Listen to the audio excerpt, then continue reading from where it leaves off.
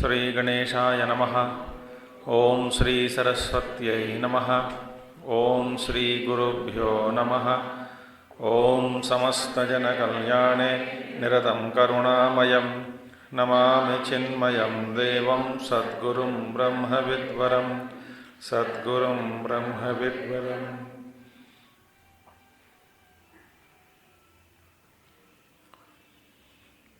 ॐ व्यासं वसिष्ठनप्तारं शक्तेः पौत्रमकल्मषं पराशरात्मजं वन्दे शुकतातं तपोनिधिं।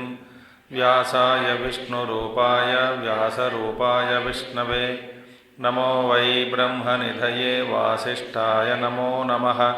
वसुदेवसुतं देवं कंसचाणूरमर्दनं देवकी परमानन्दं कृष्णं वन्दे जगद्गुरुं कृष्णं वन्दे जगद्गुरुम्।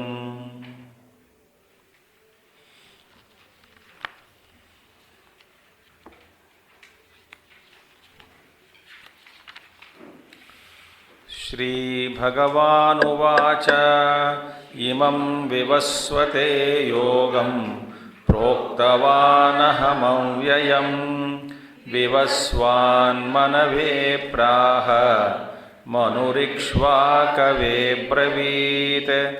एवं परम्परा प्राप्तम् इमं राजर्षयो विदुः सकाले नेह महता योगो नष्टः परन्तप। स एवायं मया तेद्य योगः प्रोक्तः पुरातनः भक्तोऽसि मे सखा चेति रहस्यं ह्येतदुत्तमम्। दुर्बलान अजितेन्द्रियान प्राप्य नष्टम योगम इमं उपलभ्य लोकम च अपुरुषार्थ संबंधिनम सएव अद्य मया ते सएव अयम मया ते अद्य योगः प्रोक्तः पुरातनः। ठीक है, तो अर्जुन दुर्बलान, ये योग जो भी है दुर्बलों के हाथ में पड़कर, दुर्बल लोग हैं जिनमें से ताकत नहीं होती, बिल्कुल शक्ति नहीं होती सन्मार्ग पर चलने का, योग मार्ग को अवलंबन करने का जीवन में, तो वे लोग अजितेंद्रिय माने अपने इंद्रियों पर जीत जिनको प्राप्त नहीं हुआ, ऐसे लोगों को इनके हाथ में पड़कर, ठीक है, अजितेंद्रियान प्राप्य नष्टम योगम, योग इस योग है नष्ट हो गया। योग का नष्ट हुआ माने योग के प्रति रुचि खोया, न तो योग के बारे में पूरी जानकारी नहीं होती और योग पर विश्वास नहीं रखते और इसका फिर बारे में, योगी के बारे में, साधना के बारे में, कर्म के बारे में, जैसे जिसने भगवान ने बताया योग के बारे में, उसके बारे में बुरे बात करने लग जाते हैं लोग, तो मानने के लिए तैयार नहीं होते, तो अनुष्ठान नहीं करते, विश्वास नहीं होता। तो इन सभी कारणों के साथ इसके कारण मिलकर फिर इसका पर्यवसान क्या है, नतीजा क्या निकलता है, ये पुरातन जो योग है वो योग नष्ट हो जाता। माने ज्ञान, योग का ज्ञान, योग का विषय, योग का फल, योग का फायदा, ये सब चले जाता है लोगों के मन में से। तो उपलब्ध लोकम च अपुरुषार्थ संबंधिनम, और सभी लोग पुरुषार्थ से न जुड़कर, माने पुरुषार्थ करने के लिए कोई तैयार नहीं होते। देखो, अच्छे चीज़ के लिए तो कुछ प्राप्त करना हो, पुरुषार्थ करना है, और इसीलिए तो पुरुषार्थ रहित तो हुए लोगों को देखकर भगवान ने सोच लिया कि फिर वही योग अर्जुनम निमित्तीकृत्य, भगवान शंकराचार्य जी कहते हैं पहले तो अर्जुन को निमित्त बनाया, तो निमित्त बनाकर वही योग तुमको, माने इसमें कोई चेंज, परिवर्तन नहीं किया मैं, वही योग, जिस योग को मैंने सुनाया था पहले, विवस्वान को, वही योग तुमको आज मैंने पढ़ाया या सुनाया। ठीक है। स एव अयम मया ते अद्य, स एव अयम मया ते तुभ्यम अद्य इदानीम योग प्रोक्त पुरातनः। किस लिए भैया? क्योंकि तुम मेरे भक्त हो और सखा भी हो, माने शिष्य। तो अर्जुन पैर पकड़ के बोला कि शिष्यस्ते हम, मैं आपका शिष्य हूँ, शरण में आया हूँ, मुझे मार्गदर्शन दे दीजिए प्रभु। ऐसा फिर पूर्ण रूप से शरणागति लिया। इसीलिए और शिष्य के रूप में अपने आप को मानकर भगवान के सामने सिर जोड़कर, सिर झुककर हाथ जोड़कर प्रणाम किया, साष्टांग प्रणाम किया। इसीलिए मैं तुमको इस योग का उपदेश दिया मैंने। ठीक है। यस्मात्, तो रहस्यम ही यस्मात् एतद् उत्तमम योगम ज्ञानम इत्यर्थः। और ये योग है उत्तम योग है, क्योंकि ये योग के द्वारा बहुत अभ्युदय और श्रेयस मिलने वाला है। कर्मयोग का फल क्या है? देखिए, आप स्वीकार करें या ना करें, उसको त्याग दिया मतलब आप पापी नहीं होंगे, यानी तो पाप भोगते, ऐसा नहीं है। आपका फल आपको मिलेगा, मगर इस पर आपकी जो राग या द्वेष या ममता, ये सब छोड़ने के कारण आपको जो जो सुविधाएं चाहिए मार्ग पर चलने के लिए, सारी सुविधाएं दी जाती हैं। समझ में आ गया बात? कर्मयोग का अनुष्ठान किया, सब त्याग दिया माने भगवान थोड़ी धोखा देते हैं सबको। त्याग दिया, मुझे भगवान धोखा देने वाला तो नहीं है, तो भगवान क्या करेगा? तो आपको अपने कर्म के लिए, जीवन जीने के लिए जो जो आवश्यक चीज़ें हैं वो अपने आप बिना बोले भगवान देते रहते हैं, और देते हैं, आप स्वीकार करते हैं, और इन्हीं के प्रसाद के रूप में। और इस पर ये गर्व अभी नहीं छोड़ते आप, क्या है कि मैंने मेहनत करके प्राप्त किया, मेरी मेहनत से मिली ये सब चीज़ें, ऐसा गर्व को छोड़ देते हैं आदमी, साधक गर्व छोड़ देते हैं। ये भगवान की ही मेहरबानी है, इनकी कृपा। आपने क्या किया? मैं तो कुछ नहीं किया। देखिए, तो ये एक संबंध का एक इक्वेशन नहीं रखता वहाँ पे, मैंने कर्म किया, इसका ही समाधान भगवान इस रूप में मुझे दिया फल, ऐसा भी मैं भगवान दिए ना दिए वो अलग बात है। और मेरे भगवान का क्या है? भगवान का यही संकल्प है, भगवान का यही वचन है कि तुम्हारे मार्ग पर तुमको चलने के लिए जो जो चीज़ आवश्यक है, मैं उन सभी चीज़ों को समय समय पर आपको आप तक पहुंचा देता हूं। देखिए, तो ये है और उत्तम योग, तो मोक्ष तक ले जाने वाले योग है ये। और रहस्यम, और बिना बोले, बिना उपदेश किसी को समझ में नहीं आता। गुरु की कृपा भी होनी चाहिए, सुन तो सकते हैं मगर समझ में नहीं आता। और इन्हीं की कृपा के कारण फिर जो समझ में है, बात आगे समझ में आ गई, तो भी फिर कार्य रूप में उतारने के लिए, माने करणों के द्वारा जीवन में उतारने के लिए भी उन्हीं का आशीर्वाद और उन्हीं का प्रेरणा, उन्हीं का भगवान का सब कुछ चाहिए, प्रेरणा चाहिए, भगवान का आशीर्वाद चाहिए। तो इन्हीं के बिना, इनके आशीर्वाद के बिना, कृपा के बिना कुछ नहीं हो सकता। तो ज्ञान की प्राप्ति के समय में भी इन्हीं की कृपा होनी चाहिए, और बुरा कर्म का क्षय होना उन्हीं की कृपा से होती है। और जो समझ में आ गई बात, उन सभी चीज़ों को जीवन में उतारना, ये भी उन्हीं के कृपा से होता है, भगवान के ही कृपा से ही। तो इसी तरह ये और रहस्यम है, और बिना कोई उपदेश, गुरु के द्वारा उपदेश सुने बिना इसका योग का समझ में नहीं आता बिल्कुल। ये सब ये भगवान का संविधान है, ये अपना कॉन्स्टिट्यूशन है। अच्छा, जगत के संविधान ये।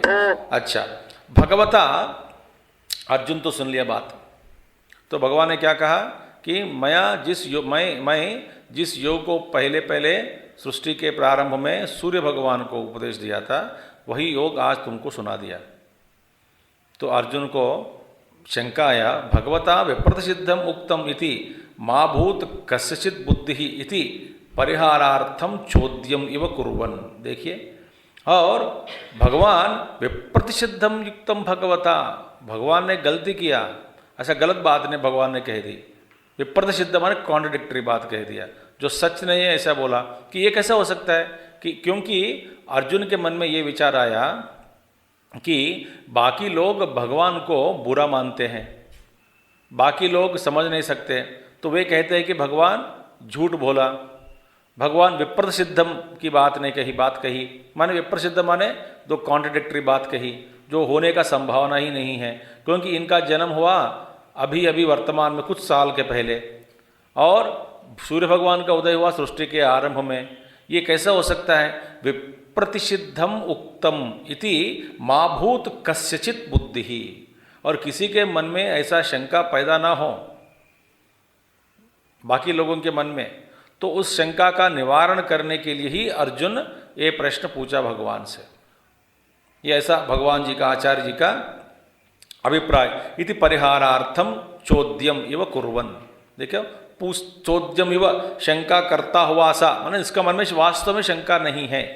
भगवान का, आचार्य जी भाष्यकार का अभिप्राय यही है कि अर्जुन के मन में ये शंका होता नहीं, क्योंकि अर्जुन भी योगी है, वो तो जान लेते हैं भगवान ये अनादिकाल से है और सृष्टि भगवान से ही सब कुछ निकला, तो इसीलिए भगवान पहला सूर्य भगवान को उपदेश दिया इस योग को, तो इसमें कोई शंका नहीं हो सकता। मगर लोग सुनकर आगे भविष्य में, और बाकी सभी लोग सुनकर भगवान को गलत समझते हैं, बुरा मान सकते हैं, और मेरे तो भगवान मेरे लिए बहुत प्रिय है, और उनके ऊपर इस तरह का आक्षेप लोगों का करना मैं तो सहन नहीं कर सकता हूँ, इसलिए उसका निवारण आदि में ही कर लेते हैं।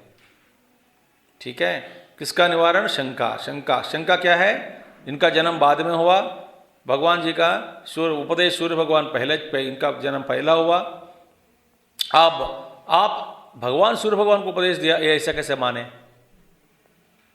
ये तो नहीं हो सकता है, क्योंकि चोद्यम इव, देखिए चोद्यम है ना, शंका करता हुआ सा, करता नहीं शंका किया नहीं, माने वास्तव में इनके मन में कुछ है ही नहीं, ऐसा भगवान जी का अभिप्राय है। तो अर्जुन वाचा, अर्जुन पूछते हैं क्या शंका है? अपरम भवतो जन्म परम जन्म विवस्वतः कथमेतद्विजानीयाम्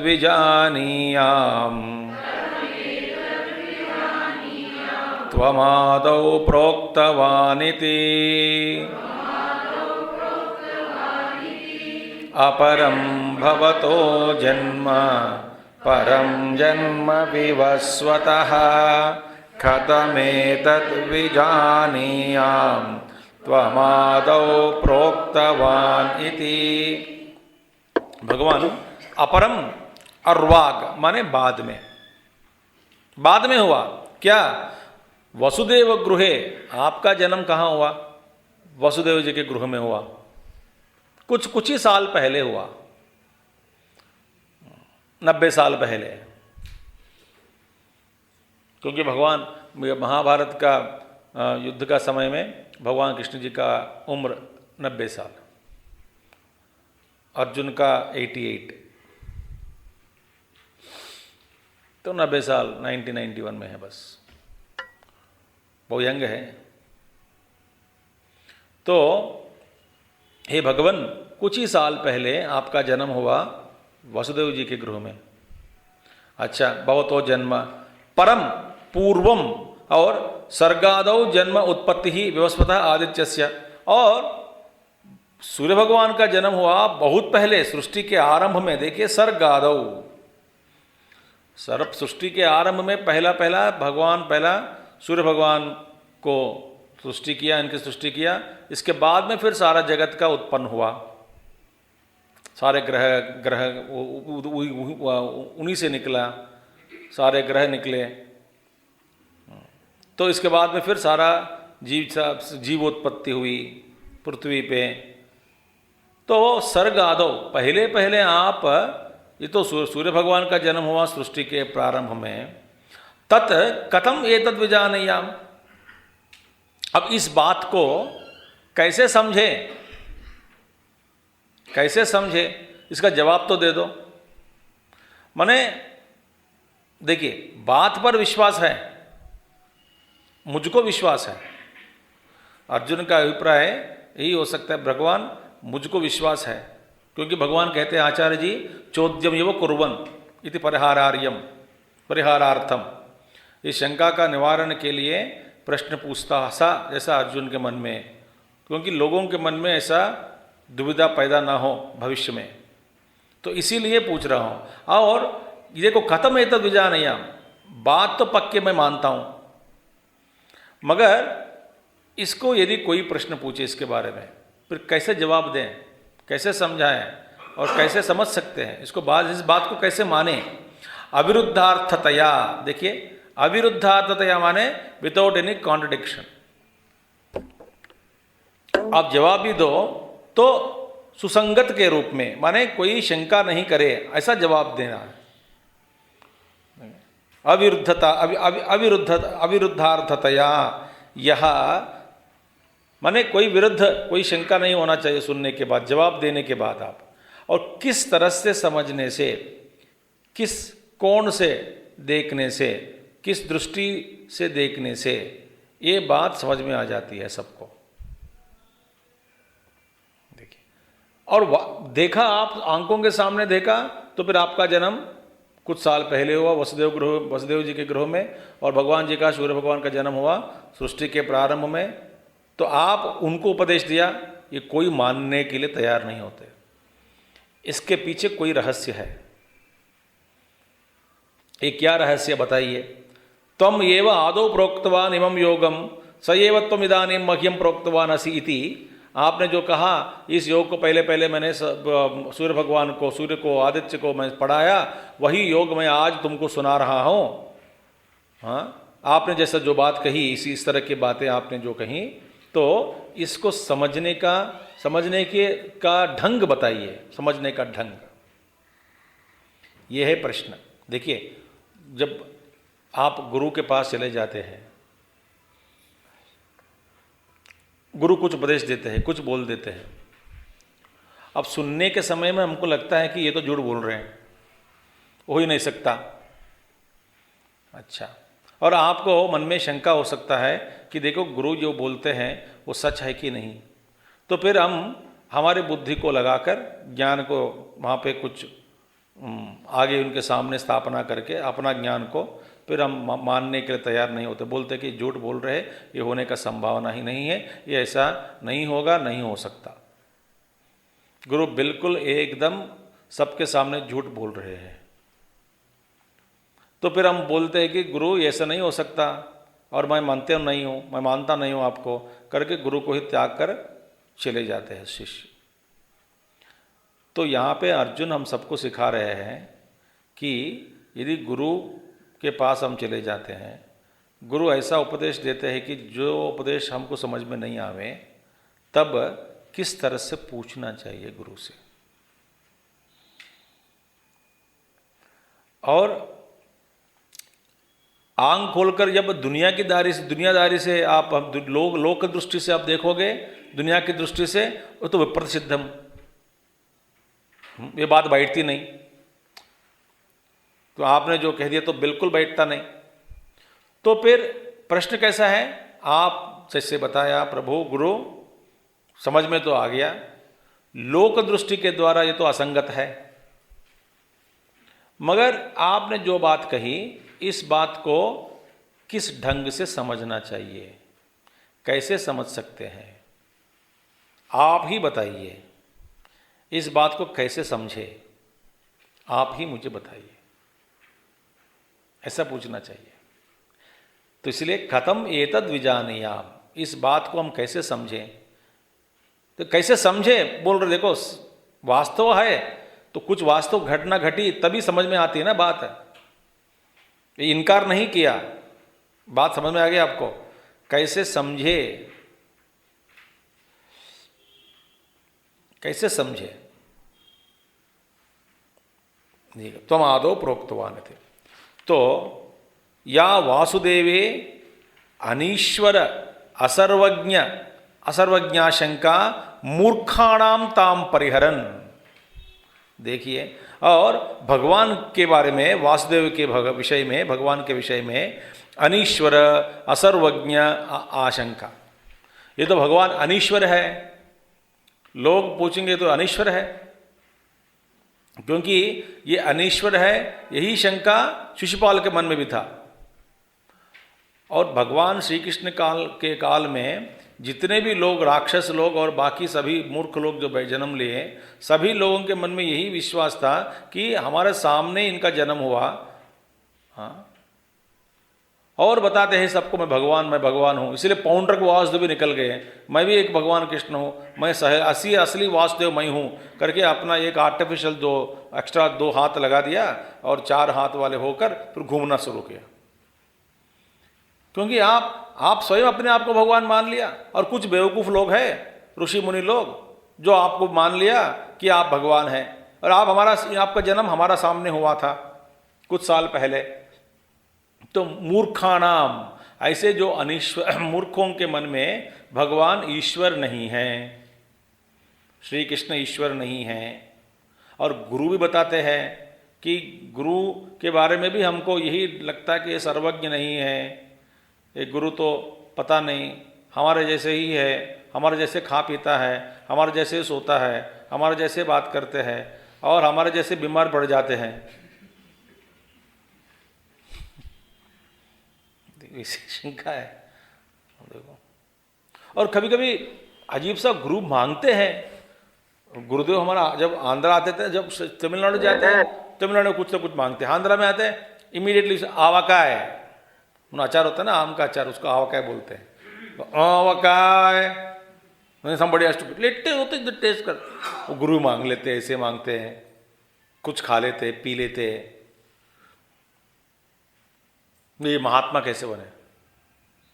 और भाई कई लोगों के मन में यही था शंका कि बस ये तो ग्रेट ओरेटर है, प्रवक्ता, बड़े अच्छे ढंग से बोलते हैं, अंग्रेजी खूब आते हैं, अच्छे ढंग से बात करते हैं, मगर इनकी जो डिविनिटी है, दैवत्व, उसको जानने में केवल भक्तों को और जिन्होंने पूर्ण शरणागति ली उन सभी को अनुभव हुआ इनका वास्तव रूप। ये मैं अनुभव से कह रहा हूं। जब तक आप सोचोगे कि गुरुदेव माने बस एक ऐसे ही कपड़ा पहनकर कुछ सीख लिया, बस कुछ घूम रहा है, कुछ काम कर रहा है, नहीं। इसीलिए ऐसे देखो, अनीश्वर असर्वज्ञ, ये तो कुछ नहीं जानते, अनीश्वर है, ईश्वर नहीं है, सर्वज्ञ भी नहीं है, ऐसा शंका मूर्खों के मन में होता है।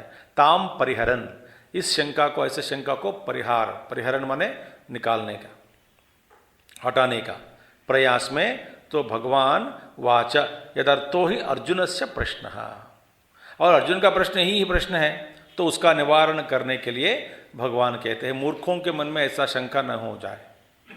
और ऐसे मूर्ख निकला कुरुसभा में, भगवान स्वयं अपना विश्वरूप दिखाया दुर्योधन आदि कौरवों को, तो भी मानने के लिए कोई तैयार नहीं है। उनके अपने आंखों के सामने रूप दिखा दिया बढ़कर, बड़ा विश्वरूप, देखो मैं हूं, ये मेरा रूप ये है, मैं सोचा तो मैं कुछ भी कर सकता हूं, मेरे संकल्प से ही तुम लोगों का मृत्यु हो जाएगी, तो भी माना नहीं। और दुर्योधन ने क्या बताया आपको मालूम है ना? बोला कि भगवान वासुदेव को बोला ये मैजिक मैं भी कर सकता हूं, नीचे उतर बोला भगवान जी से। ऐसा विकृत रूप धारण करना, बड़ा होना, छोटा होना, वो मैं भी कर सकता हूं, उतरो उतरो बोला। देखिए, तो ये इसीलिए मूर्खों के सामने कुछ बात ही नहीं करना। और सबसे ज्यादा छुपा रुस्तम कौन होते पता है? गुरु। प्रकट नहीं करते, आप कितना भी पूछो प्रकट नहीं करते। मैंने कोशिश किया कुछ महात्माओं के साथ जाकर बैठे, वो बात घुमा देते हैं, पलट देते हैं, और बोलते जो मैं हूं वही तुम भी हो, ऐसा बोल देते हैं। जवाब, जो मैं हूं वही तुम भी हो। देखिए, एक महावदूत से मिला, पूछा नहीं, बस नमस्कार किया, तो उन्होंने देखा, उन्होंने हम तुम्हारे, तुम हमारे, इनके सहारे बोलकर लड्डू दिया, जाओ बोला लड्डू खा के आ गए। फिर लोग बोले कुछ समझ में आया? आया क्या? लड्डू हम तुम्हारे तुम हमारे इनके सहारे, यही उपदेश दिया। अब तो रिसेंटली पास्ट अवे अवधूत, बड़े अवधूत थे, कब कहाँ रहते पता नहीं। और एक अवधूत को मैं दर्शन करके आया हूँ, जानता हूँ मैं बचपन से, मैंने सुना हूँ कई साल से, मगर दर्शन नहीं हुआ अभी तक। तो सो रहे थे मैंने बस। और वो क्या खाते पता है? रेती। अभी घूमता है सड़क पर, अवधूत है उनका। मिट्टी खाता है, रेती, और किसी घर में घुसता है, किसी की गाड़ी लेके चले जाते हैं और कहीं छोड़ देते हैं। ये सब इन लोगों का, इनके महत्व इतना है कि अवधूत का महत्व पूछो मत। अभी भी है, जीवित है। और सब उस छोटा गांव में, आप छोटा टाउन है वो, पूछो सब लोग जानते हैं, पुलिस वाले जानते हैं, सब लोग जानते हैं अवधूत है। जब सड़क पर किसी का साइकिल लेके चले जाते हैं, नंगा घूमते हैं, बस कॉपी धारी। किसी घर में रेती खा लेते हैं, सैंड। अवधूत है, अभी भी है, जीवित है इसी समय में। तो ये महात्माओं के बारे में जो कुछ वो कहते हैं ना, हमको शंका होती है कि ये ईश्वर है कि नहीं, सर्वज्ञ है कि नहीं। तो भगवान भी सोच लिया, मूर्खों के मन में ये शंका है, इसका निवारण करना भी मेरा एक फर्ज है, कर्तव्य है, उसको निवारण करना है। और जन्म क्या है? तो भगवान कहते हैं अर्जुन से, तो प्रश्न पूछ लिया, अब इसका जवाब सुन लो। बहूनि मे व्यतीतानि जन्मानि तव चार्जुन तान्यहं वेद सर्वाणि न त्वं वेत्थ परन्तप। बहूनि मे व्यतीतानि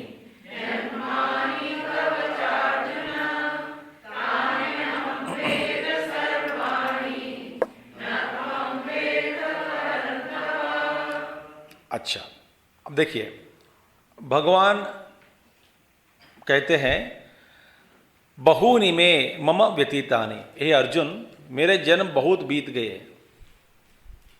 ऐसा नहीं कि सूर्य भगवान को उपदेश देने के बाद फिर अभी जन्म लिया, इस बीच में भी न जाने कितने जन्म मैं लिया। मैंने बहूनि में व्यतीतानि, एक नहीं अनेक बार मैं शरीर धारण किया। और भगवान महाभारत में ये भी बता दिया कि इस लोक में ही मेरा अवतार होता, ये नहीं है, ये बात नहीं है। गंधर्व लोक में, यक्ष लोक में, किन्नर लोक में, स्वर्ग लोक में, सभी लोकों में मेरा अवतार होता है, मैं अवतार ग्रहण करता हूँ। महाभारत में जवाब दिया भगवान श्री कृष्ण। और जिस जिस लोक में मैं अवतार लेता हूँ, ये उत्तंग मुनि से कहते हैं, महाभारत में प्रसंग आया, मैं आपको सुना दिया। और जिस जिस लोक में मैं जन्म लेता हूँ, अवतार ग्रहण कर लेता हूँ, तो उस लोक में, वहीं पे उस लोक के जो धर्म है, उस धर्म के अनुसार ही मैं धर्म संस्थापना करता हूँ।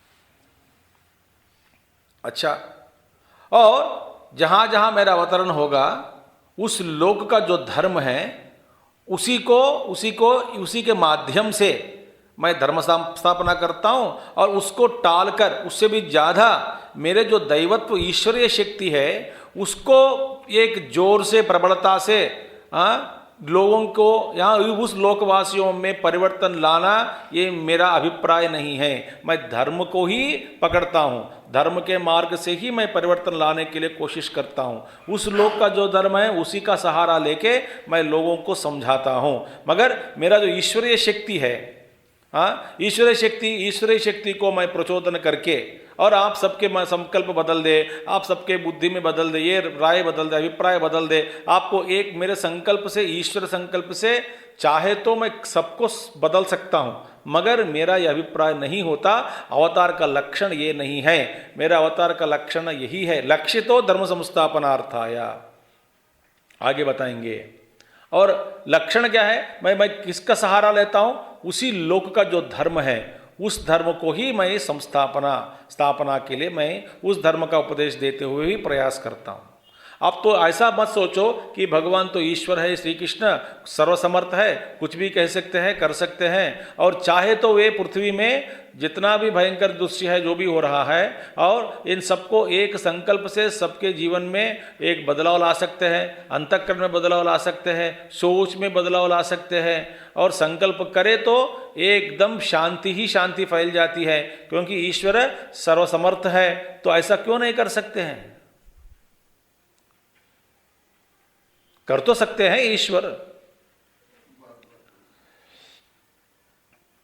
और इसी लॉजिक को लेकर के, तर्क को लेकर के बहुत सारे लोग भगवान को भगवान मानते नहीं, कृष्ण भगवान को कृष्ण भगवान नहीं मानते, ईश्वर नहीं मानते, क्योंकि यदि वे ईश्वर होते तो ये सब कुछ कर ले सकते हैं। और इतना मेहनत क्यों करना पड़ा उनको? वे चाहे तो सब कुछ कर सकते थे। क्या कौरवों के मन को बदलना बड़ा मुश्किल है क्या भगवान को? उनके अंतःकरण में जबरदस्ती ज्ञान उतारना उनके लिए तो आसान ही है, पर ये क्यों नहीं किया? तो ऐसा बहुत सारे लोग आक्षेप करते हैं, भगवान को निंदा करते हैं। देखिए, तो भगवान इसका जवाब तो दे दिया, भैया मैं सबका उद्धार करता हूं, मगर मेरा ये नियम है कि जिस लोक में मेरा अवतार होता है, जब अवतार लेता हूं, उस लोक का जो धर्म है उसके अनुसार ही मैं लोगों में उस लोकवासियों में परिवर्तन लाने में मैं कोशिश करता हूं। मैं जबरदस्ती करके ईश्वरीय शक्ति, ईश्वर संकल्प का बल को, जो भाई ईश्वर के रूप में मेरा जो जबरदस्त पावरफुल संकल्प को लेकर के सब में परिवर्तन लाऊंगा, ये मेरा अभिप्राय नहीं है। ऐसा कभी मैं काम नहीं किया, नहीं और करूंगा भी नहीं। देखो, फिर जबरदस्ती करने लगे तो फिर इसमें मजा क्या है खेल में? बताओ, इस खेल में क्या मजा है? बताओ, कोई मजा नहीं होता। तो इसीलिए तो भगवान पहले बताते हैं कि बहुत सारे जन्म मैं ले चुका हूं, एक नहीं अनेक बार अवतार लेते रहता हूं, बहुत बार, कई बार। कभी कभी एक व्यक्ति के उद्धार के लिए मैं जन्म लेता हूं, अवतार लेता हूं। कभी कभी कोई एक परिवार के उद्धार के लिए जन्म लेता हूं, अवतार ले सकता हूं। कभी कभी सारा लोक जो भी है, लोकवासियों के लिए ही भी समष्टि के रूप में भी मैं अवतार ले सकता हूं। अनेक प्रकार के अवतार ले चुका हूं। देखिए, बहूनि में अतिक्रांतानि जन्मानि तव च, हे अर्जुन, और तुम्हारा भी बहुत सारा जन्म तुम भी ले चुके हैं हमारे साथ साथ। ये बात ये नहीं है कि ये अर्जुन तुम अभी भी जन्म लिया, नहीं नहीं, तुम भी बहुत सारे जन्म ले चुके हो। वाह। और फिर तुझ में और मुझ में क्या फर्क है? यही फर्क है।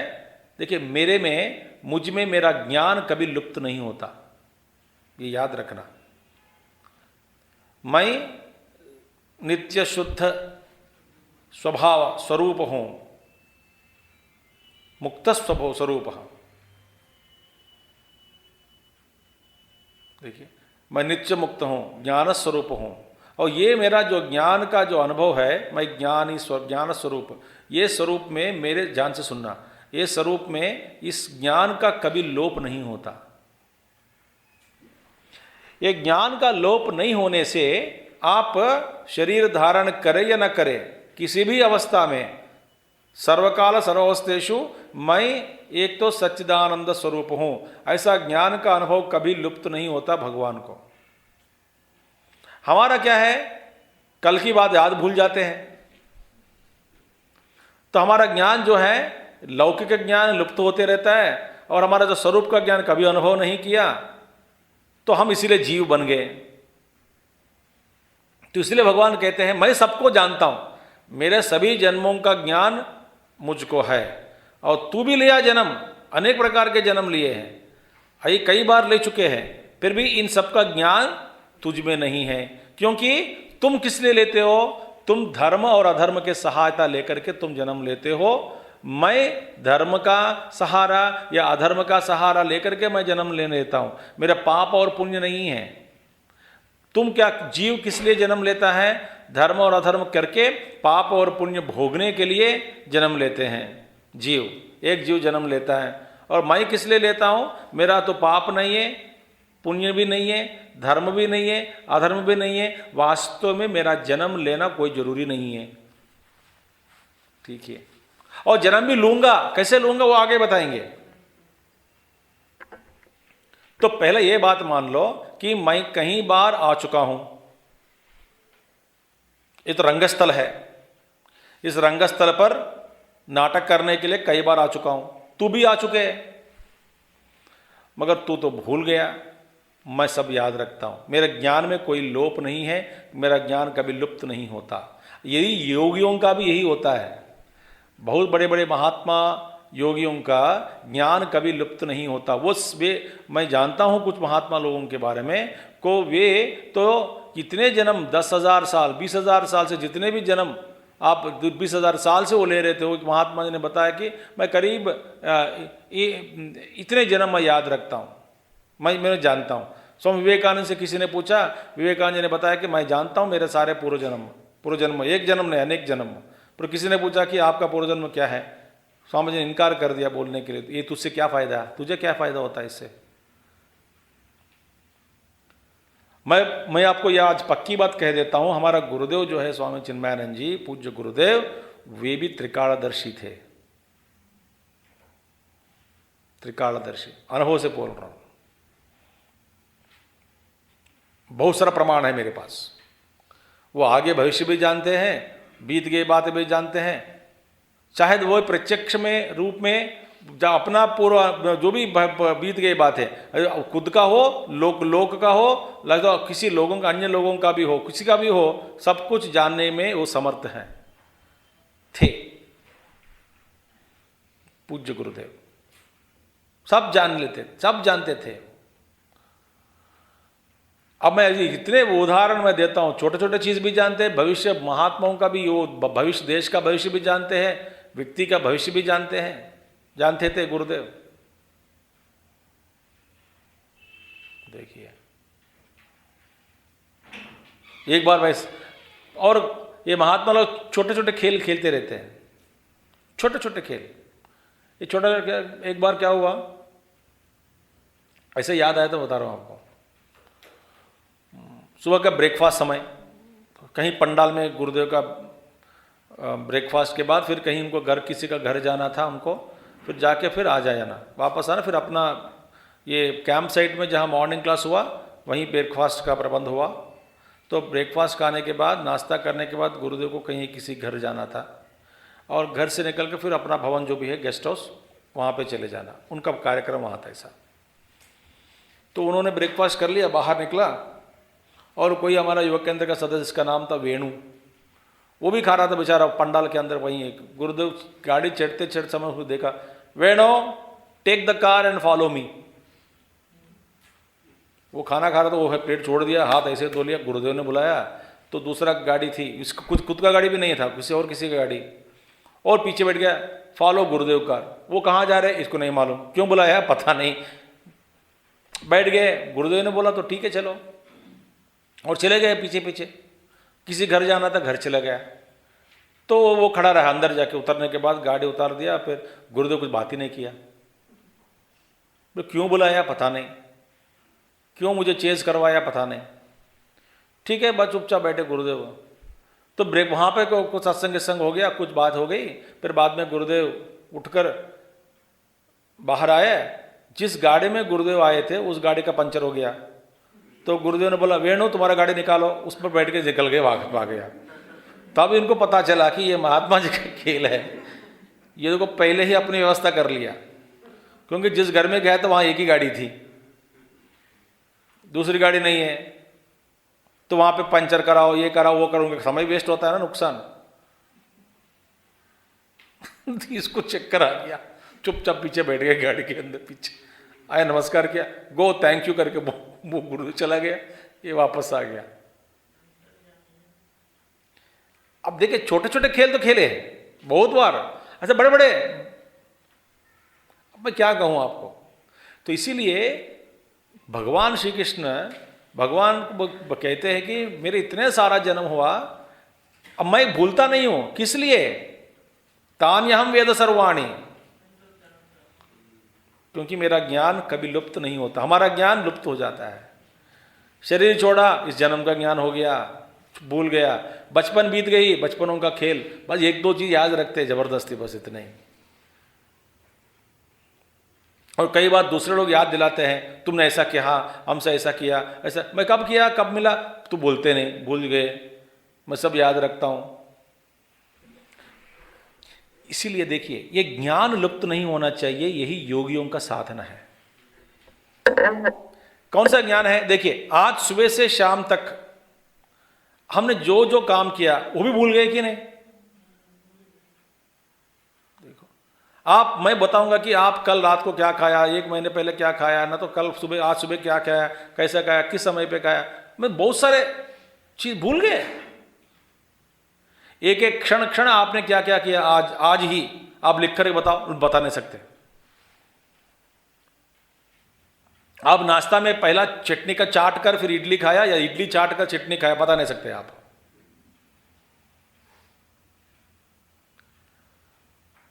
तो हमारा ज्ञान है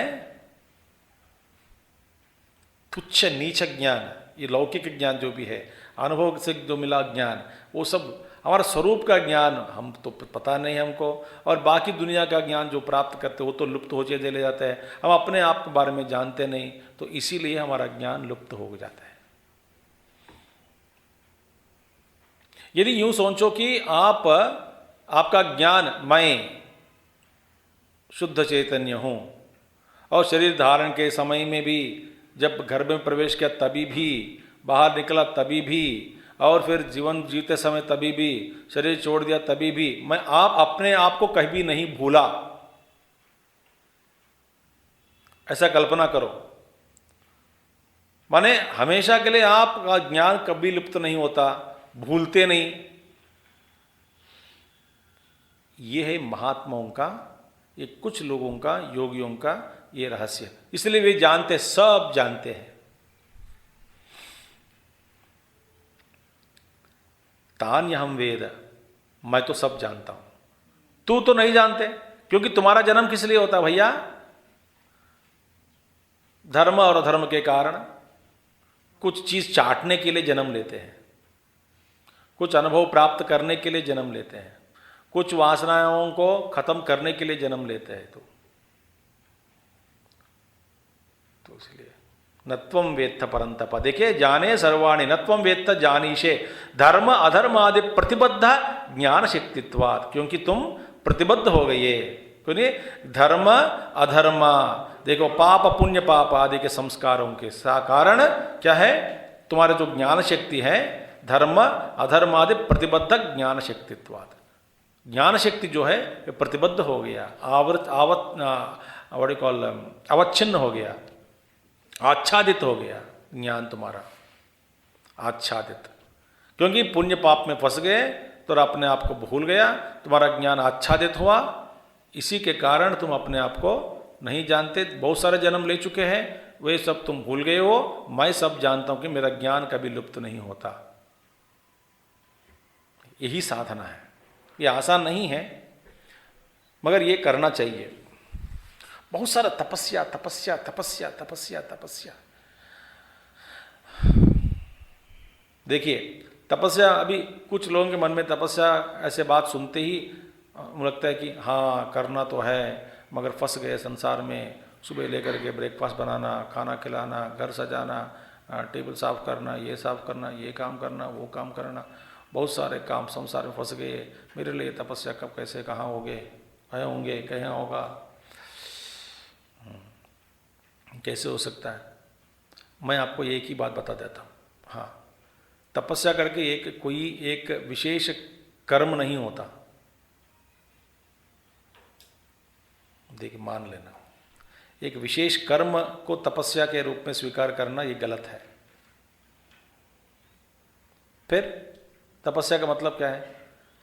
सभी कर्मों को तपस्या के रूप में परिवर्तित करना साधक का लक्षण है।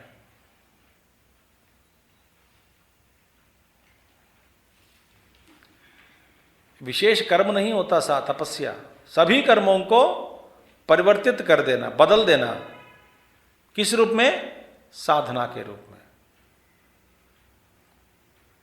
बदल दो। क्योंकि तपस्या कर कोई खास विशेष कर्म नहीं होते।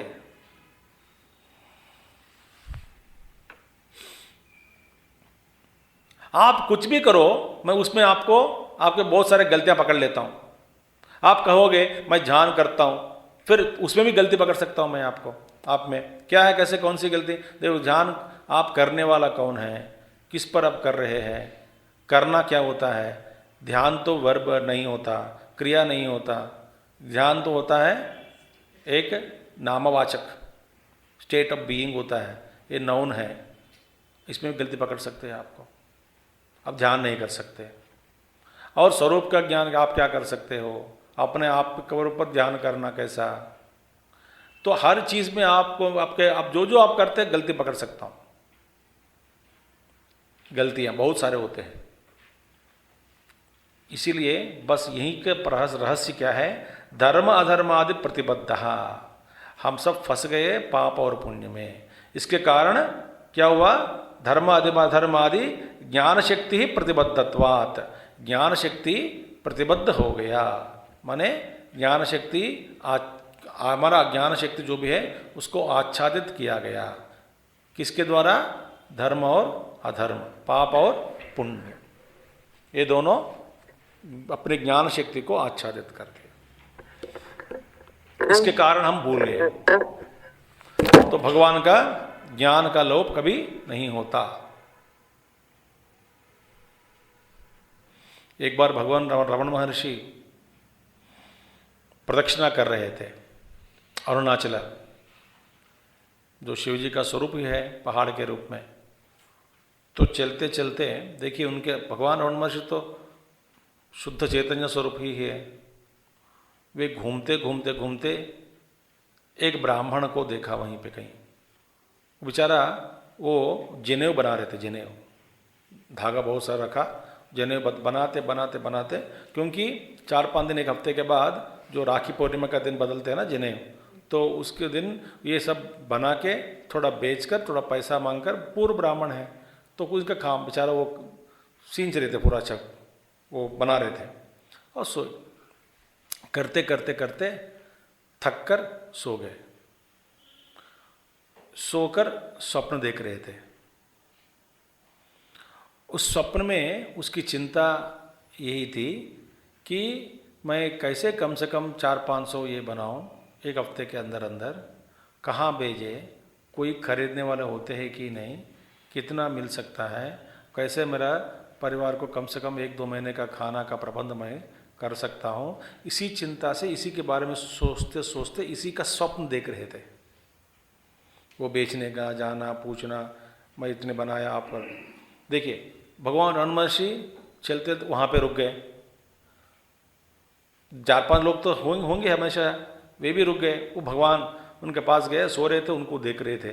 देखकर वो क्या है, वो क्या स्वप्न देख रहे थे, सब चीज बाकी लोगों को बता दिया भगवान रमण महर्षि। देखो, ये ऐसा स्वप्न अभी देख रहे हैं। दिन में थक कर सो गए थे बेचारा। तो फिर बाद में भगवान उनको जगा दिया, कुछ आशीर्वाद देके चले गए। देखिए, दूसरों का स्वप्नावस्था को भी प्रकाशित करना, ये किसका खेल हो सकता है? शुद्ध चैतन्य स्वरूप का ही हो सकता है।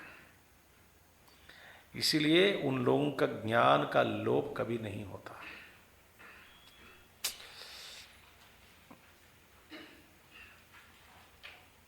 नहीं, हम सपने देख करके याद नहीं रहता, हमारा सपना आपको याद नहीं रखता।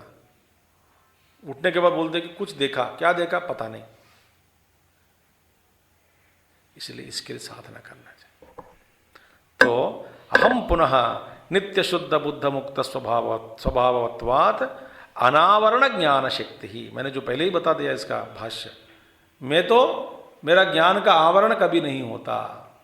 अनावरण ज्ञान शक्ति ही, अनावरण ज्ञान शक्ति के कारण वेदहम, हे परंतपा, मैं सब कुछ जान लेता हूँ, सब कुछ मैं अपने बारे में जानता हूँ, सभी के बारे में जानता हूँ। मैं, मेरा स्वरूप का भूल कभी नहीं होता, चाहे कल्प कल्प के बीतने के बाद भी मैं सब कुछ बता सकता हूँ। कितने जन्म लिया हूँ, कहाँ कहाँ लिया, क्या क्या काम किया, किस किस जीव से मैं जीव को मैं उद्धार किया, कैसे कैसे बातें की, किस किस को उपदेश दिया।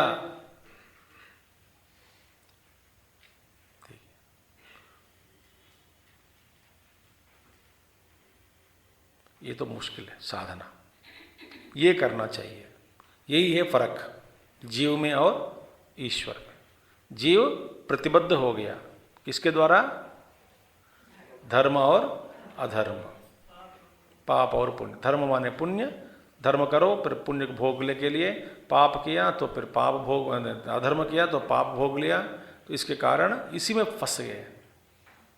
ये जीव का जन्म का लक्ष्य क्या है, प्रयोजन क्या है? सिर्फ भोगना। क्या भोगना? पापों का फल पुण्यों का, पुण्य का फल पाप का फल। ये भोगना ही इनका लक्ष्य है। तो भगवान जन्म लेते हैं तो हमारा जन्म का प्रेरक क्या है? धर्म और अधर्म। भगवान जन्म का प्रेरक कुछ है ही नहीं, धर्म नहीं है अधर्म नहीं है, मैं स्वयं लेता हूं, धर्म संस्थापनार्थाय लेता हूं। कथम तरहि तव नित्य ईश्वरस्य धर्म अधर्म भावे अपि जन्म इति उच्यते। ये भगवान अब बताओ, जीव का जन्म तो होता है धर्म और अधर्म के कारण, ठीक है, ये बात समझ में आ गई, बहुत ठीक है। अब बताओ, आप अपने बारे में कहा कि ज्ञान शक्ति, मेरा ज्ञान शक्ति कभी अनावरण नहीं होता, माने हमेशा मेरा ज्ञान का जो भी है, मैं ज्ञान स्वरूप हूँ, मेरा ज्ञान कभी लुप्त नहीं होता, लोप इसमें कभी लोप नहीं होता। आपने बता दिया, ठीक है। और आपने ये भी कह दिया कि धर्म और अधर्म आपको छूता भी नहीं, आप इससे परे हैं, ठीक है। तो फिर धर्म भी नहीं है अधर्म भी नहीं है, फिर आप किस लिए जन्म लेते हैं? देखिए, नित्य ईश्वरस्य धर्म अधर्म अभावे अपि जन्म इति कथम तरहि। अब किस लिए जन्म ग्रहण करते हैं बताओ? माने आप कैसे लेते हैं जन्म, किस लिए, कथम तरहि, कैसे आपका जन्म होता है बताओ? धर्म के बिना अधर्म के बिना भी आप जन्म लेते हैं, ये कैसा संभव? तो बताते भगवान, मैं वास्तव में जन्म भी नहीं लेता हूं। फिर ऐसा दिखाता हूं, जन्म लिया सा,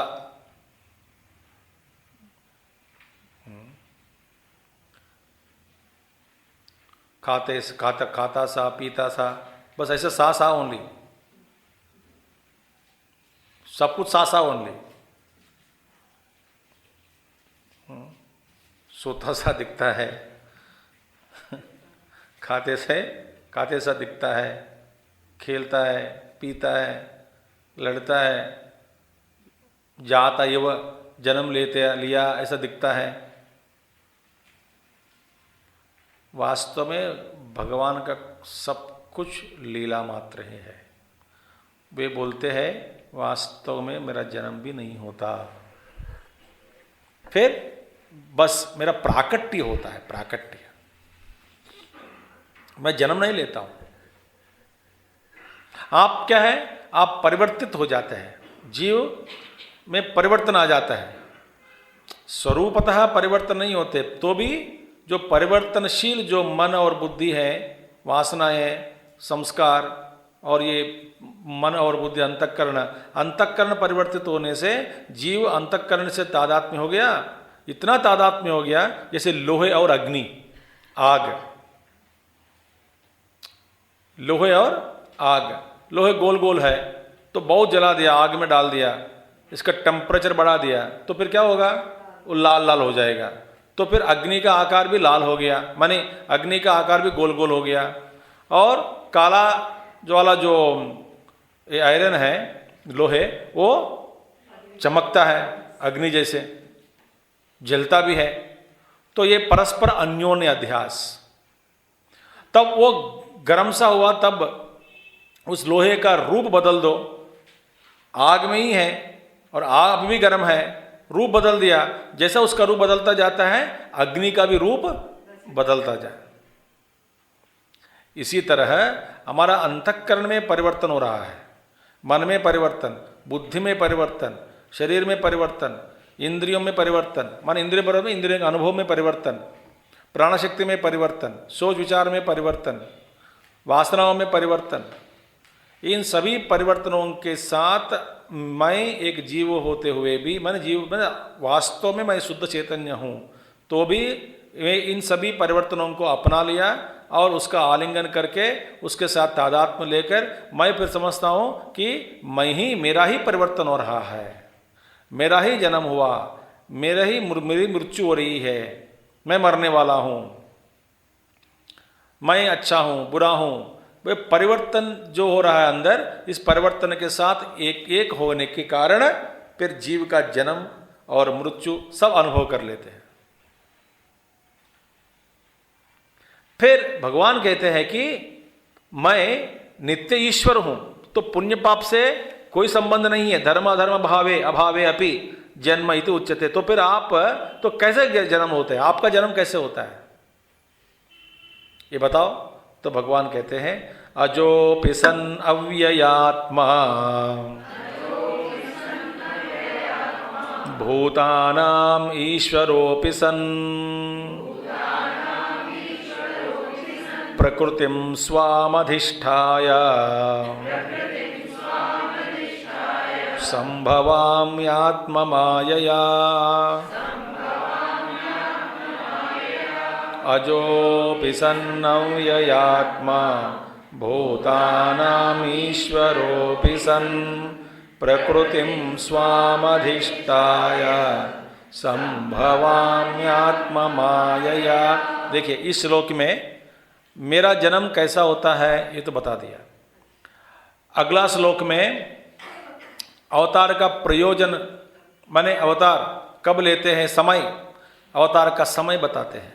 फिर 8वें श्लोक में अवतार का प्रयोजन बताते हैं। तो अवतार, मेरे अवतार कैसे होते हैं, क्या होता है, कैसे मैं ग्रहण करता हूँ, ये 6 श्लोक में, 6वां श्लोक में। 7वें में समय क्या है, अवतार का समय, कब मैं अवतार लेता हूँ, और बाद में अवतार का प्रयोजन क्या है। तो ये तीनों बातें आ गई इसमें, कैसे लेते हैं, कब लेते हैं, क्यों लेते हैं। तो भगवान लगातार ये 3 प्रश्नों का जवाब दे दिया, बल्कि आगे पूछो मत, ये कब लेते हो, क्यों लेते हो, क्या करते हो, कैसे लेते हो, सब जवाब दे दिया पहले पहले ही। ठीक है, कैसे लेते हैं बता रहे हैं। अजः अपि जन्म रहितः अपि सन् तथा अव्ययात्मा अक्षीण ज्ञान शक्ति स्वभावः, यह अव्ययात्मा। मैं तो जन्म रहितः, मेरा जन्म रहितः अपि, मुझे, मेरे लिए जन्म ही नहीं है, मेरा जन्म कभी नहीं हो सकता। क्योंकि जन्म का मतलब क्या है, देखिए आप जरा सोचो, जन्म कब होता है, जब इससे जन्म से पहले आपकी मृत्यु हो जाए, तभी जन्म लेते हैं आप, है ना। यदि आपको मृत्यु भी नहीं होता, मृत्यु ही नहीं है आपके जीवन में, तो जन्म कैसे हो सकता है बताइए। अच्छा, अब मैं शरीर के साथ मैंने कह रहा हूं। अच्छा, मृत्यु का मतलब क्या है, मृत्यु का मतलब भूल, भूलना, भूत नहीं। आप बन सकते हैं मरने के बाद चाहे तो। चलो हाथ उठाओ, कितने लोग बनेंगे भूत इधर कोई नहीं बनना चाहते, मैं मर के भूत बनूंगा ऐसा कोई नहीं। अच्छा, फूल, फूल ही मृत्यु। क्योंकि मृत्यु का मतलब क्या है? परिवर्तन। और किसमें परिवर्तन? उपाधि परिवर्तन। अब उपाधि, जब हम उपाधि का नाम लेते हैं, हम फिर पूछते किसकी उपाधि? समझ में आ गया बात? उपाधि, उपाधि में किसका उपाधि, किसके है ये उपाधि? जीव की उपाधि। फिर जीव की उपाधि में जीव का स्वरूप क्या है? फिर वो तो शाश्वत है। जीव का जन्म कभी होता क्या? जीव का जन्म कभी नहीं हुआ, जीव तो शाश्वत है। तो जीव की मृत्यु वो कभी नहीं होती। फिर मृत्यु और जन्म किसकी? उपाधि। उपाधि का मतलब क्या है? परिवर्तनशील। जब आप अपने आप को जान लिया कि वास्तव में मेरे मृत्यु ही नहीं है, तो आपका जन्म कैसे होगा?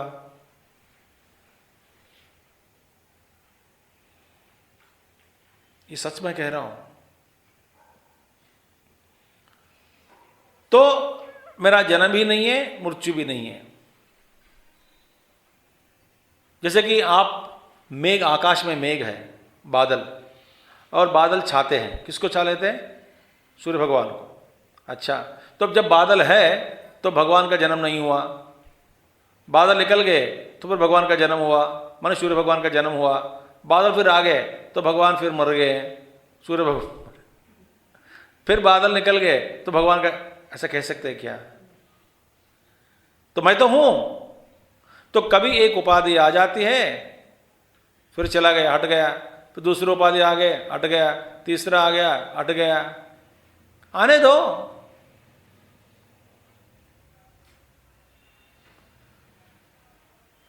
एक उपाधि आ गया अभी इस जन्म का, फिर ये भी जाएगा, फिर चाहे तो दूसरा आएगा। फिर मैं कौन हूं? मैं सूर्य जैसा हूं, इन सबका प्रकाशित, मैं सबको प्रकाशित करते करते हुए मैं जी रहा हूं आकाश में। मैं तो नित्य शुद्ध बुद्ध मुक्त स्वरूप हूं, अस्पर्श हूं, आकाश में स्थित हूं, बहुत दूर, मेघ से दूर है, बादल से बहुत दूर हूं।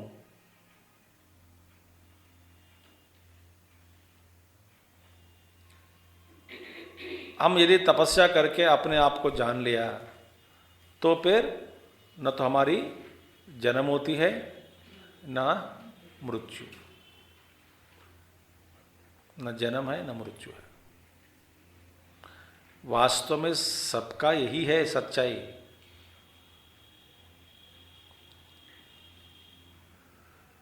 मगर हम मानते नहीं। तो इसीलिए भगवान कहते हैं मैं तो जन्म रहित हूं, मेरा जन्म नहीं है, शुद्ध चैतन्य हूं, अजः अपि सन अव्ययात्मा, क्योंकि अक्षीण ज्ञान शक्ति स्वभाव अपि। देखिए, मेरा ज्ञान शक्ति कभी क्षीण नहीं होता, क्षीण नहीं होती। अच्छा, अपि सन तथा भूतानाम ब्रह्मादि स्तंभ पर्यंतानाम ईश्वर ईशनशील अपि सन, मैं सभी को शासन करता हूं। मैं, जरा स्वभाव है ना सबको शासन करने का स्वभाव, वो कभी, इसका कभी लुप्त नहीं होता। लुप्त हो तो फिर संकट में पड़ जाते सारे लोग।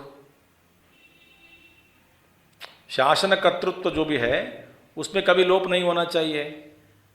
इसीलिए महात्मा लोग बताते हैं भगवान जी कृष्ण, बालकृष्ण को बांधा गया, ठीक है, उखल को, उखल से बांध गया, बाद में भगवान उखल से बांध तो गया, फिर भी शासन तो, अपना जो शासन कर्तृत्व जो भी है वो जारी है।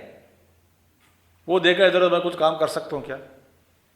जो पेड़ों को देखा, वो तुम इधर है, तुम्हारे पेंडिंग वर्क है, चलो निकाल देता हूँ तुम को। उनको मुक्ति कर दिया। तभी भी शासन करने वाला ही है। तो उपाधि हो या ना हो, ईश्वरत्व, ईश्वर शक्ति जो भी है वो सबका शासन कर रहा है। ब्रह्म से लेकर के स्तंभ पर्यंतम, स्थावर पर्यंतम। देखिए, अपि ब्रह्मादि स्तंभ पर्यंतानाम ईश्वर ईशनशील अपि सन प्रकृतिम स्वाम मम वैष्णवी मायाम त्रिगुणात्मिकाम यस्या वशे सर्वं जगत् वर्तते यया मोहितम सत स्वम आत्मानं वासुदेवं जानाति तम प्रकृतिम स्वाम अधिष्ठाय वशीकृत्य संभवामि देहवान इव भवामि जात इव आत्ममायया आत्मनः मायया न परमार्थतः लोकवत्। Beautiful beautiful. बताते हैं मैं कौन हूं? जन्म रहित, जन्म नहीं है मुझे। अक्षीण ज्ञान शक्ति स्वभाव, मेरा ज्ञान शक्ति में कभी परिवर्तन या लोप कभी नहीं होता। भूतानाम ईश्वरः, माने ब्रह्मादि समपर्यंतानाम ईशनशील, सबका मैं शासन करता हूँ। और प्रकृतिम स्वाम, मेरी जो प्रकृति, स्वाम प्रकृतिम, मेरे ये प्रकृति जो है, मेरी प्रकृति वैष्णवी माया, तो विष्णु माया, वैष्णवी मायाम स्वरूप क्या है? त्रिगुणात्मिकाम, माने सत्व रज तमो गुणात्मिका मायाम। और जिसके वश में पढ़कर, यस्या वशे सर्वम जगत वर्तते, जिसके वश में पढ़कर सारा जगत अपने आप को भूलकर सारा व्यवहार कर रहे हैं। यस्याम वशे सर्वम जगत वर्तते यया मोहितम सत स्वम आत्मानम वासुदेव न जानाति, जिससे मोहित होकर सभी लोग अपना स्वरूप का जो है वासुदेव, सभी आप वासुदेव स्वरूप ही है, आत्मस्वरूप अपने आप को नहीं जान सकते हैं, नहीं जान पा रहे हैं सभी लोग। जिसके वश में पढ़कर, यस्य वशे सर्वम जगत वर्तते, और यया मोहितम, जिससे मोहित होकर सभी लोग अपना स्वरूप आत्मस्वरूप आत्मानम वासुदेव न जानाते, मैं ही वासुदेव हूँ ऐसा नहीं जानते। इस जिसके मोह में पढ़कर ताम, उस प्रकृति को स्वाम अधिष्ठाया वशीकृत्य, मैं उसका मेरे वश में लाकर उस प्रकृति को संभवामी, माने आत्म माया, मेरी माया है भैया, मैं माया के द्वारा संभवामी देहवान इव भवामी, जैसे मैं अपने आप को प्रकट कर लेता हूँ इस पृथ्वी पे, जैसे कि शरीर धारण किए, जैसा उन्होंने शरीर धारण किया, जैसा जन्म लिया, कारागार में जन्म लिया, उनका वो जन्म हुआ जेल में, और इनका ये हुआ, ये किया, खा रहा है, पी रहा है, कूद रहा है, चोट लगी, भगवान राक्षसों से लड़ाई किया, घूम रहा है, फिर रहा है, युद्ध कर रहे हैं। देहवान इव भवामी, इव माने लाइक, एज इफ, देहवान सा मैं अपने आप को प्रकट कर लेता हूं। जात इव आत्म मायया, जन्म लिया सा लिया जैसे मैं सबको दिखता हूं। आत्मनः माया न परमार्थ था लोकवत, जैसे लोक में सारे लोग जन्म लेते हैं मरते हैं, जन्म लेते हैं मरते हैं, उन तरह उन लोगों के जैसे नहीं हूं मैं। तो मैं परमार्थ था वास्तविक रूप में मैं कभी जन्म की नहीं लिया, लेता भी नहीं हूं, मगर मेरे अवतार का क्या है, बस एक प्राकट्य है, बस इतना ही प्राकट्य, वास्तव में नहीं लेता हूं, कोई परिवर्तन नहीं है मुझ में। देखो कोई नाटक कर रहे रावण, रामायण का जो, तो रामायण में कम से कम 3 तो चाहिए, रावण चाहिए, राम चाहिए, सीता जी चाहिए, तभी वो कम से कम कुछ ना कुछ हो जाए। तो फिर कुछ कोई एक रावण बन गया, कोई सीता बन गई एक, और कोई राम बन गए। तो राम बनकर वो जब वो स्टेज पर मंच पर चले जाते हैं तो फिर वो राम जैसा दिखता है, राम जैसा व्यवहार करते हैं, राम जैसा बात करते हैं, मगर राम नहीं है। हाँ, ये तो माया, आत्म माया। क्या? नहीं, माया तो भाव रूप है, वेदांत में तो आपने सुन लिया, भाव रूप है, भाव रूप है, पॉजिटिव। माया नहीं है, ये नहीं है, माया का जादू सच नहीं है, माया सच है, मगर माया सच है, मगर माया का अस्तित्व नहीं है भगवान के बिना, भगवान के बिना अस्तित्व नहीं है, साथ साथ है। ब्रह्माश्रयी माया, हाँ जी, नो एट्रीब्यूट तो फिर अलग हो गया, तो एट्रीब्यूट अलग हो गया। ब्रह्माश्रयी माया भाव रूपहा, तो माया का खेल तो फिर झूठ है, माया शक्ति झूठ नहीं कह सकते हैं, है माया शक्ति है, माया ही नहीं है, नहीं, ठीक है। क्योंकि या मासा माया इसलिए कहा कि माया कार्यान्वय्य, जब कार्य है तभी आपको माया का स्वरूप कैसे पता लगे ये माया करके? ओनली थ्रू कार्य, इफेक्ट के द्वारा ही पता लगता है। कारण तो दिखता नहीं।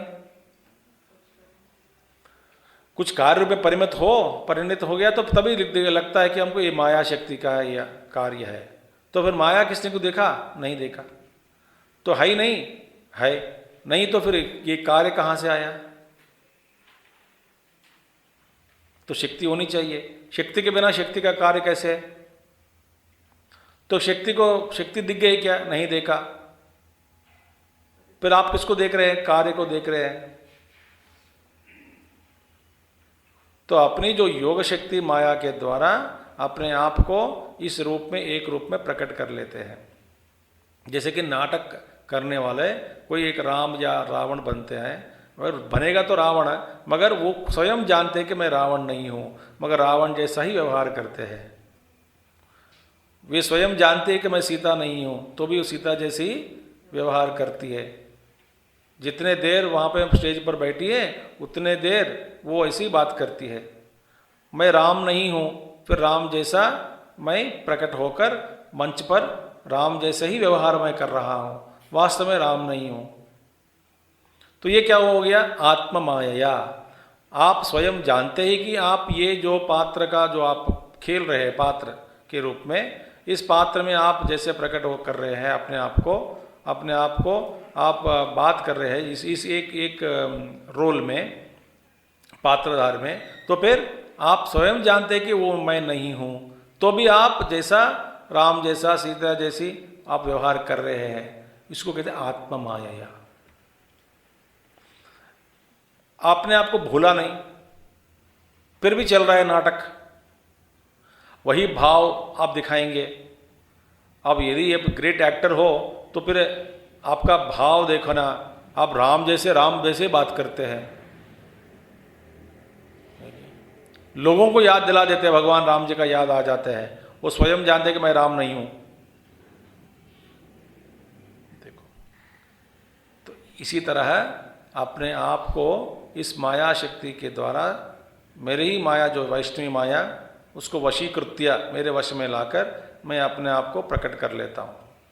जब चाहिए तब प्रकट कर लेता हूँ। वास्तव में इसलिए भगवान श्री कृष्ण जी का शरीर ही नहीं है, पांच भौतिक शरीर नहीं है, वो तो माया लीला मानुष विग्रह है। तो इसलिए महात्मा लोग कहते हैं भगवान श्री कृष्ण का शरीर चैतन्यमय है, पार्थिव शरीर नहीं है। वो तो चैतन्यमय ही करके बताते हैं। चैतन्य ही उस रूप में प्रकट हो गए, पार्थिव नहीं है। उनका जन्म भी ऐसे हुआ ना, शंख चक्र गदा युक्त जन्म दर्शन दिया भगवान श्री कृष्ण। ये तो चरित्र है, ये कहानी तो है ही नहीं। तो इसीलिए माया न परमार्थतः, वास्तव में मैं कभी जन्म नहीं लेता हूं।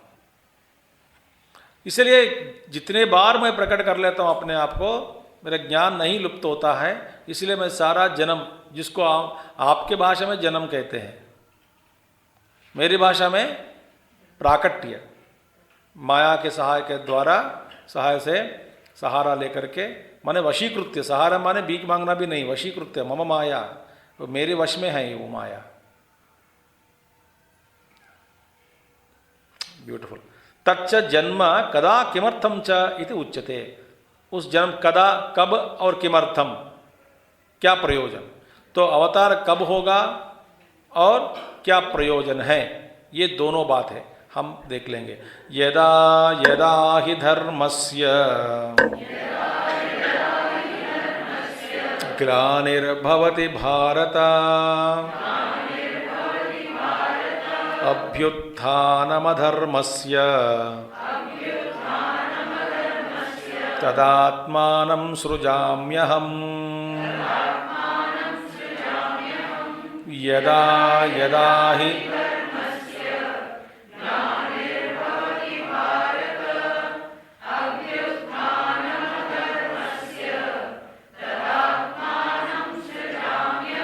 देखिए, अवतार कदा, कब लेते हैं भगवान।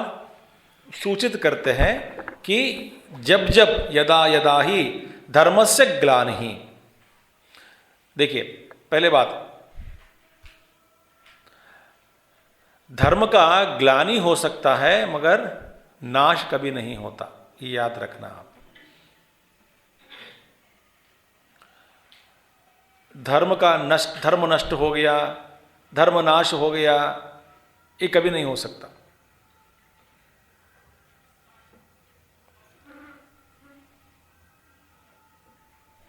क्योंकि धर्म भगवान का ही एक अवतार है धर्म के रूप में।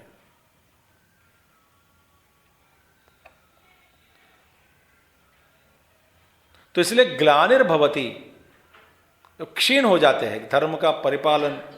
लोगों के मन में धर्म के प्रति जितनी श्रद्धा थी या होना चाहिए, जब वो श्रद्धा, वो पकड़, वो विश्वास, वो सब जब हट जाते हैं लोगों के मन में, तब उसको हम कहते हैं धर्मस्य ग्लानि, धर्म का ग्लानि।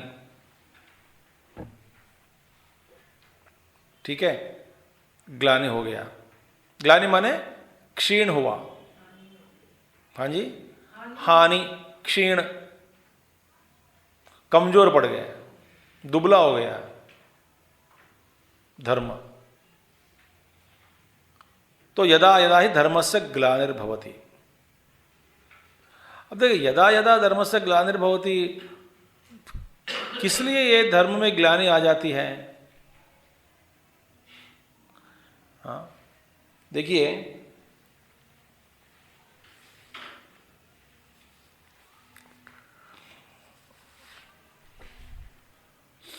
जीव लोक में, पहला बताइए, ये धर्म की ग्लानि किसके द्वारा होता है?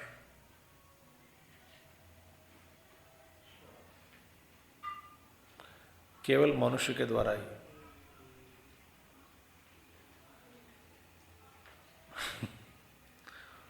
वृक्ष जंतु जाति के द्वारा धर्म में ग्लानि कभी नहीं होती। ठीक है, अच्छा, क्यों भैया उनके द्वारा ग्लानि कभी नहीं होती? किस लिए? इसलिए कि उनमें बुद्धि नहीं है।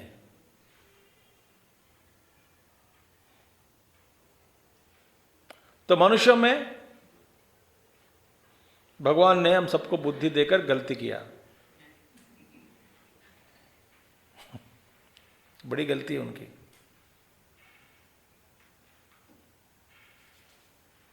क्या किया गलती? बुद्धि दिया। माने बुद्धि जो है वो ऐसी चीज है, एक तलवार जैसे है, चाकू जैसे है, जिससे हम कुछ अच्छे काम भी कर सकते हैं, बुरे काम भी कर सकते हैं। अपने आप का गर्दन भी काट सकते हैं, दूसरों का गर्दन भी काट सकते हैं। ठीक है, ऐसी जो पावरफुल चीज है बुद्धि। और देखिए, ध्यान से सुनिए, ध्यान से सुनिए, ध्यान से सुनिए, ध्यान से सुनिए। वो बुद्धि के साथ साथ, हाँ, ताकि बुद्धि ज्ञान के बिना स्वयं बिगड़ जाता है। बुद्धि में ज्ञान नहीं है तो बिगड़ गई, बिगड़ जाती है बुद्धि। और तो पहला ज्ञान नहीं है बुद्धि में, तो स्वयं बिगड़ने वाली है। इसके अलावा उसको एक योजना के अनुसार बिगाड़ने वाला दूसरा चीज है। कौन है बताए? मन।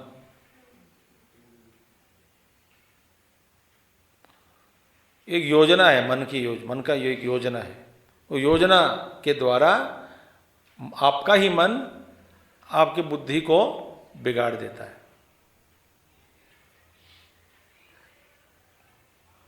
अच्छा, बुद्धि क्यों बिगड़ जाती है मन के द्वारा? क्योंकि बुद्धि कमजोर है। किसमें कमजोर है? ज्ञान में। तो बुद्धि में यदि आप अच्छे चीज की स्थापना भी कर ले, बीज बोते हैं, तो भी उसको वृक्ष के रूप में परिणत होने में बाधा कौन डालता है? मन। तो ये क्या है? धर्म बुद्धि में ही उसका स्थापना की जाती है। धर्म की स्थापना कहाँ पर? किसमें? बुद्धि में। और बुद्धि हमेशा खुला है, और बुद्धि को नाश करने वाला शत्रु बगल में बैठे है, बहुत नजदीक है। कौन है? मन। अब इस चक्कर में तो क्या होता है? देखिए, आप बताता हूं आपको, लगातार बुरा काम करने वाले में बहुत ताकत होती है। उनमें उनकी इतनी श्रद्धा है, लगन है, लगातार करने में, किसी को सताने में, दुख देने में, पहुंचने में, लगातार वे तो उनके स्पेशल पावर होते हैं उनमें, वो छोड़ते नहीं। जैसे सास बहू घर पर ले लो, एक दूसरे को सताने में लगातार योजना बनाते रहते हैं, मौका ढूंढते रहते हैं। या तो एक कोई भी संबंध, किसी भी संबंध में, तो ये क्या है? अभी ग्लानि, आप एक बार बुद्धि को समझा दिया, इसका मतलब ये नहीं है कि ये फिर हमेशा के लिए ऊर्ध्व मार्ग पर ही चलेगा। नहीं, कभी भी गाड़ी घूम जा सकती है, कभी पलट जाती है, कभी गिर जाती है, कभी रुक जाती है, कभी फिर दूसरा मार्ग पर पकड़कर उल्टा मार्ग पर चले जाने का संभावना बहुत है। तो एक बार शिक्षा दिया तो फिर कुछ समय के बाद फिर ग्लानि आ जाती है, क्योंकि युग प्रभाव, काल प्रभाव और मन में जो लोभ के कारण, और नए नए जीवों की उत्पत्ति, माने नए नए जन्म लेते रहते हैं, और हर पीढ़ी अगले पीढ़ी वाले, तो फिर एक दूसरे से ऐसा सीधा धीरे धीरे धर्म में ग्लानि आ जाती है। इसको बार बार उद्धार करने का काम स्वयं भगवान ही ले सकता है, और कोई नहीं ले सकता। आप अपने जीवन में ले लो, देखिए, आपको अपने आप को सुधारने का मार्ग पर आप चलते हैं, तो भी बार बार अपने आप को याद दिलाने वाले, बार बार अपने आप को याद दिलाने वालों चाहिए। बाहर से भी कोई याद दिलाकर आपको फिर इशारा देते हुए कोई रहना चाहिए, नहीं तो आप नहीं चल सकते। तो ये काल में हम सबको बिगाड़ने का संभावना बहुत है। एक बार बोल दिया, समझा दिया, हो गया काम, नहीं। जब तक हम सबको हमारा स्वरूप का ज्ञान नहीं होता, तब तक कोई भरोसा नहीं है, कोई भरोसा नहीं है। कोई भी व्यक्ति किसी भी समय में, किसी भी अवस्था से गिर सकता है, ठीक है? तो धर्म में ग्लानि आ जाती है, मगर धर्म का असली धर्म माने क्या है? ये धर्म है, भगवान का ही स्वरूप है। माने धर्म ग्लानि माने लोग जिस धर्म को अवलंबन करके मार्ग में अपने जीवन में उतार कर जीना चाहते हैं, उनके मन में धर्म के प्रति एक न्यून भाव की उत्पत्ति, एक तरह का क्या है, एक इनकार करना, विश्वास खोना, ऐसे बात जब आ जाती है। धर्म में ग्लानि माने धर्म का अनुष्ठान करने वालों में श्रद्धा का हीन होना, हानि होना, इसी को कहते हैं धर्मस्य ग्लानि। धर्म में ग्लानि नहीं होती, ज्ञान में कभी लुप्त नहीं होता ज्ञान, मगर ज्ञान अवलंबन करके, ज्ञान साधना करने वाले में, उनमें लुप्त हो जाता है ज्ञान। ज्ञान मरता नहीं, वो शाश्वत है। इसलिए भगवान कहते हैं यदा यदा ही धर्मस्य ग्लानिर्भवति। अच्छा, दूसरी बात है कि भगवान कहते हैं भैया, मैं सिर्फ मनुष्य लोगों के लिए दुनिया नहीं बनाया, हाँ, पशु पक्षादि है, जंतु है, और वृक्ष जाति है, खनिज जाति है, इसी पर आधार होकर जीव, इस पृथ्वी में आधार होकर बहुत सारे लोग, जीव, अन्य प्रकार के लोकवासियाँ, उनके वो लोग भी आधारित है इसमें। तो ये सारा बहुत सारा कुटुंब है। उसमें हालांकि धर्म को बिगाड़ने वाला केवल मनुष्य, मानव ही है। सबको कष्ट देने वाला मानव है, सबको नुकसान पहुंचाने वाला मानव ही है, मनुष्य ही है। और यही बिगाड़ता है और दूसरों को भी बिगाड़ कर रखता है। तो इस सारे व्यवस्था में तो भगवान कहते हैं कि भैया बार बार मैं धर्म संस्थापन के लिए मैं जन्म लेता हूँ, इसीलिए कि जो सारी व्यवस्था जो है वो ठीक ठाक चलना चाहिए। ठीक है, तो इसीलिए जब जब धर्म में ग्लानि पड़ जाती है, हानि हो जाती है, क्षीण हो जाता है धर्म, फिर अभ्युत्थानम और अधर्मस्य तदा आत्मानं सृजाम्यहम्। देखिए, यदा यदा ही धर्मस्य ग्लानिः हानिः वर्णाश्रमादि लक्षणस्य प्राणिनाम अभ्युदय निःश्रेयस साधनस्य। देखिए, और धर्म क्या है? धर्म का मतलब क्या है? वर्ण आश्रम लक्षण। देखिए, आप शास्त्र के द्वारा जो हमारे देश में माने ये धर्म और वर्ण का व्यवस्था हर जगह है। भाषा बदल दो, बस इतना ही। धर्म, वर्ण और व्यवस्था का मतलब क्या है? देखिए, सुनिए, 2-3 सूत्र बता देता हूं आपको। पृथ्वी पे जीने का अधिकार सबको है। सभी लोगों को सुख और शांति मिलनी चाहिए। सुख शांति कैसे मिले?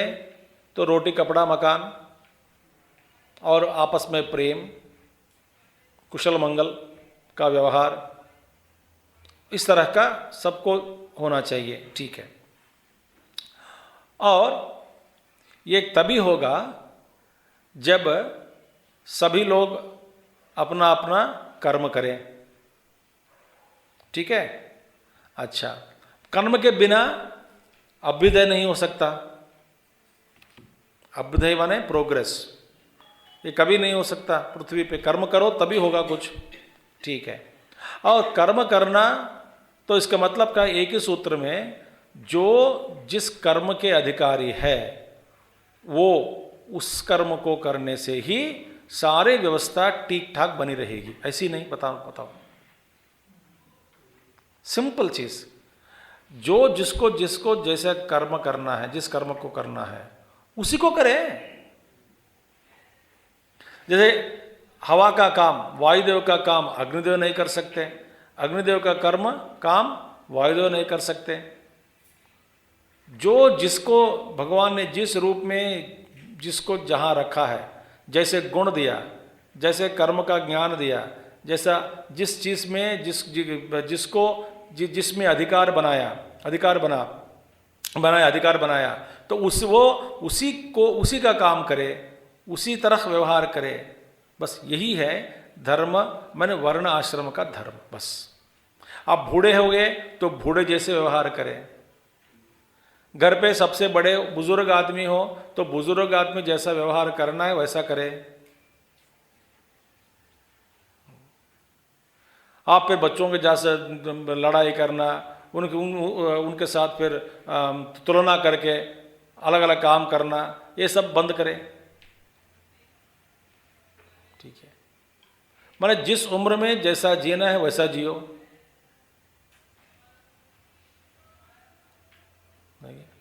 अब कोई शादी करना चाहता है तो 50 साल में, तो क्या फायदा है? तो गृहस्थ आश्रम का स्वीकार करना चाहिए 24-25 साल के अंदर या 25 साल। तो 50 साल तक, 50-55 साल में वनप्रस्थ बनाओ। तो ये आश्रम का व्यवस्था है। तो जिसको जो काम करना है, जब जिसको जैसा व्यवहार करना है, अपना उम्र के अनुसार, कर्म के अनुसार, गुण के अनुसार कर्म, तो जो जिसको जैसा व्यवहार करना है वो ऐसा व्यवहार करने से क्या होगा? समृद्धि होगी कि नहीं? मुख्यमंत्री मुख्यमंत्री जैसे व्यवहार करे, प्रधानमंत्री प्रधानमंत्री जैसे व्यवहार करे, एक नेता नेता के रूप में व्यवहार करे। घर पे माँ होती है, एक माँ जैसी रहनी चाहिए और पिता पिता जैसा रहना चाहिए। अध्यापक अध्यापक जैसे रहो। और जो इंजीनियर बनना चाहता है, मन में इंजीनियर के वासनाएं हैं और उसको लेकर के अध्यापक बना दिया, बनता नहीं काम। जो अध्यापक बनना चाहता है उसको दुकान में बिठा दिया, तभी बनता नहीं काम। अब ये सारी जो सृष्टि अभ्युदय का हेतु क्या है? वर्ण आश्रम धर्म। ब्यूटीफुल। तो वर्णाश्रम आदि लक्षणस्य प्राणिनाम अभ्युदय निश्रेयस साधनस्य भवति। और ऐसा धर्म का व्यवहार करे, धर्म का तो आप आचरण करने से फिर क्या होगा? आपको इस लोक में अभ्युदय और परलोक में भी शांति, अन्य लोक में भी चले जाओ, आपकी जो आदर प्रेम गौरव सब मिलेगा, हर लोक में मिलेगा आपको। आपको बाकी लोग जब इस लोक से जाओगे तो अन्य जिस लोक में आप जाओगे उस लोकवासी आपको वेलकम करेंगे कि आप आ जाइए, इस लोक में आपका स्वागत। जैसे इस लोक में जब आते हैं स्वागत करते हैं कि नहीं? हमको करते हैं। देखिए सब लोग आते हैं, देखते हैं, कुछ कुछ उपहार लेके देते हैं बच्चों को, है ना? इसी तरह बाकी लोकों में भी तो हमारा आदर बढ़ेगा और सुख शांति मिलेगी और धर्म का साधन, धर्म के साधन द्वारा अल्टीमेटली मोक्ष भी मिलेगा। देखिए निश्रेयस साधनस्य भवति भारत। Very beautiful. अभ्युत्थानम उद्भवः अधर्मस्य तदा आत्मानं सृजाम्यहं मायया। तो ठीक है, तो ये 1 2 हो गया। धर्म का जब ग्लानि हो जाती है तब अभ्युत्थानम अधर्मस्य तदात्मानं सृजाम्यहम्। तो मेरा जन्म का जो समय जो भी है जब मैं लेता हूँ वो तो बता दिया। कैसे लेते हैं वो आत्ममाया लेते हैं और क्या प्रयोजन है वो हम कल देखेंगे। ओम पूर्णमदः पूर्णमिदं पूर्णात् पूर्णमुदच्यते पूर्णस्य पूर्णमादाय पूर्णमेवावशिष्यते। ओम शांति शांति शांति। हरि ओम श्री गुरुभ्यो नमः। हरि ओम सद्गुरुनाथ महाराज की जय।